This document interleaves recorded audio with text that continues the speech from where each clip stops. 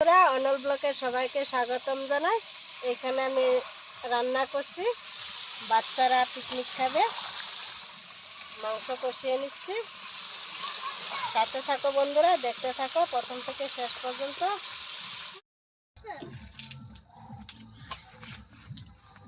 High, hello guys, আমরা খাচ্ছি, আপনারা দেখুন। বন্ধুরা, আমরা চিকেন খাচ্ছি, আপনারা আসেন খাবেন। যাতে ভালো থাকেন, আমাকে আশীর্বাদ করেন।